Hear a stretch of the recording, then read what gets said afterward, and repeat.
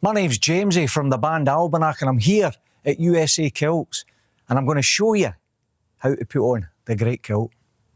So we've got the tartan, the plaid, down on the floor. This is where you're going to put it on. This one here is my personal plaid. I wear it everywhere I go. Every show I do, this is what I put on.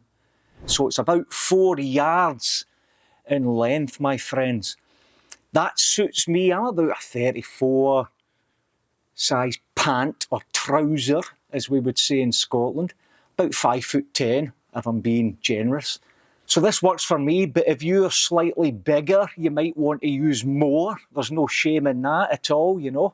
And if you're of the more svelte body shape, then you might want a little less. It's up to you.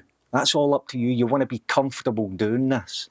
Remember, you're wearing it for you. You're not wearing it for anyone else.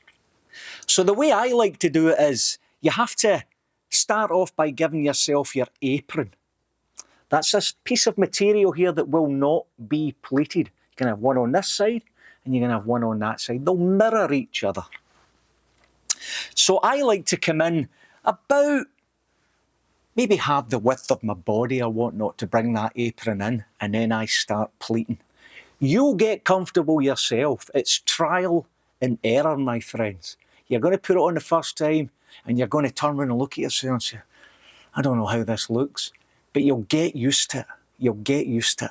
Trust me. So I'll show you how I do it. 1, 2, 3, 4, 5. Very easy, folks. Look, we have these bars here, look. Look at that. And that's all I'm doing. I'm just pinching the material and just bringing it forward. And you can see that first pleat. Beautiful. Just pinch, pull forward. There you go. So you're getting the picture. Look at that. Starting to take shape. You want to smooth it out as you're doing it, because it just looks bonny. All the colours, all these lines, they all mean something.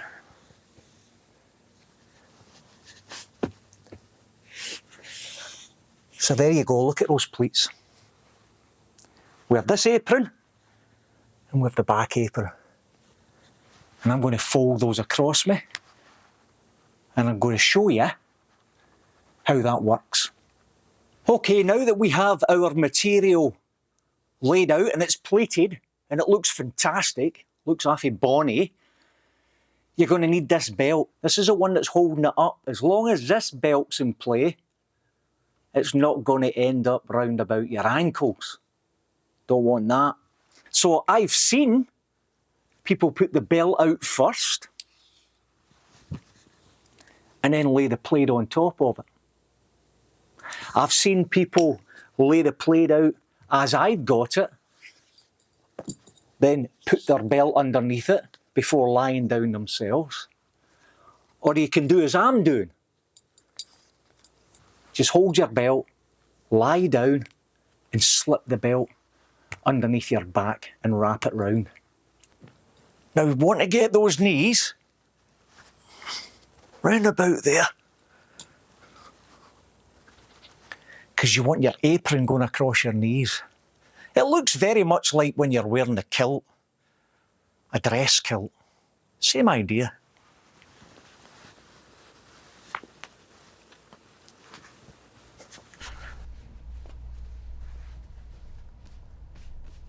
Smoothing it out as you go along. Get all the wee rumples out, you know. And you're simply taking the other side and pulling it across.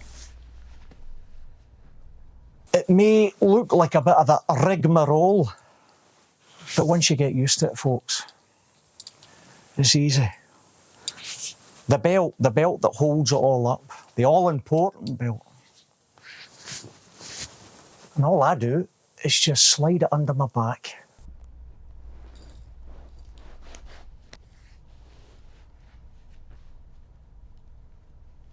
Okay, so now that we have it on, you have to stand up.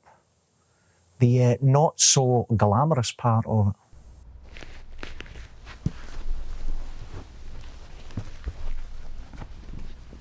And you'll see that it all just drops to the ground.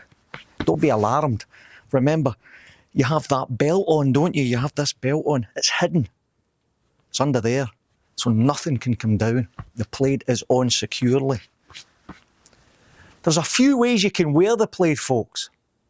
And I'll show you a couple of different ways, a couple of different ancient ways that they might have done it back in the old days, back in the glens. I remember seeing this first years ago, and it was described to me like when the weather's dreich, dank, dismal.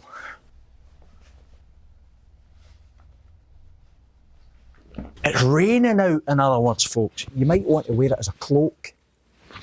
And I've done this myself when I've been out camping. You can wear it over your head. Sheltering from the weather. If you want to look a wee bit smarter, a wee bit more regal, we'll say, you can wear it over your shoulder. Now, the way I started doing this 30 odd years ago, folks, to be honest with you, was just pulling it up over my shoulder, bringing this one up the front of me, and I would just simply tie it. See, that's muscle memory. That's what I've been talking to you about. But you might want to wear a brooch. The handy dandy brooch. So your brooch would go there, come round, and you would pin it. Nice and easy.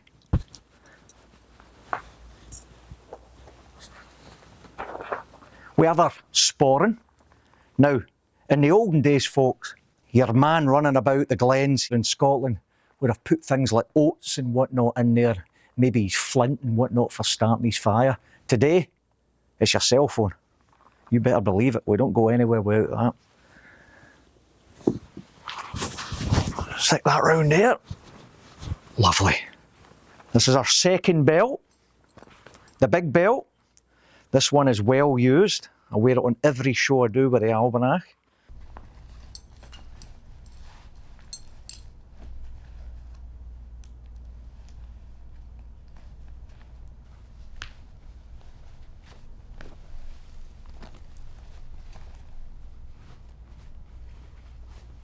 Keeping that straight, folks, keeping that straight. Look, straight across those knees, looks bonny.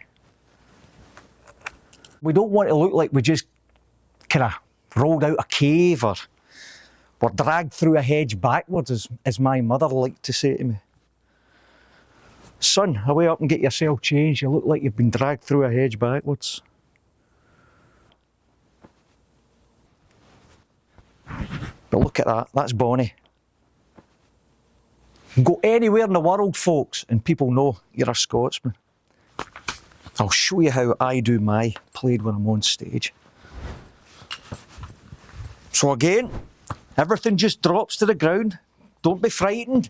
It's not going to go anywhere. You're not going to give anyone a show. We take this big belt here. Simply put it round your waist.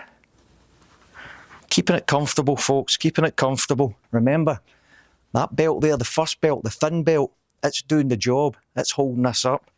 This one here, you can clip your sporran onto it. It looks good. And then you take these,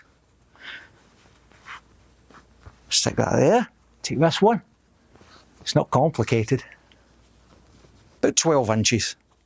I'm using those bars again, as you can see. I've kind of couple in. There you go. And stick that one there. Brilliant. I'm going to show you another way to do it. And as I said, folks, this is all about you being comfortable in your great kilt. This isn't a catwalk. It's not a fashion show. What you're putting on is the OG of utility kilts. Always keep that in mind. But we still want to have a bit of pride. Don't overthink it. That's what I want to say to you. Just be nice and relaxed with it. And that way this thing will just become second nature to you. And you'll have your own way of putting it on. So simply taking this, the apron here, see that frayed edge? 12 inches maybe? Easy. Fold it back here. And just tuck round the back here. I've got it here. Just pop it over that belt. That's that #1 belt, folk. That's keeping everything up. Same again with the other side. That's that frayed edge. Don't overthink it, folks. I know it looks technical, but it's not really. Take that. We're just going to put it back there. Have a wee fumble about. And just tuck it over the top of that belt there. Now, it looks smart. All your lines are coming down. It's clean, it's tidy, but it's functional. Okay, so we can see how it looks from the front. Nice and smart. We tucked our wings up at the back. You can see that. They're tucked away securely underneath that all-important belt. And then we can see how the plaid is just hanging right down to the ground, folks. Cascading like a beautiful Highland waterfall. That is how it's meant to look. Smart, but functional. So once you've got your great kilt on, take them off, because we're Scottish and we go traditional.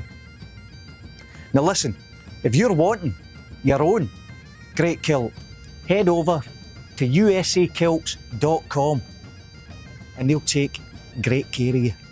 And once you've got your own great kilt, you're going to want to listen to some good music to get into the spirit of it. Check out albannachmusic.com.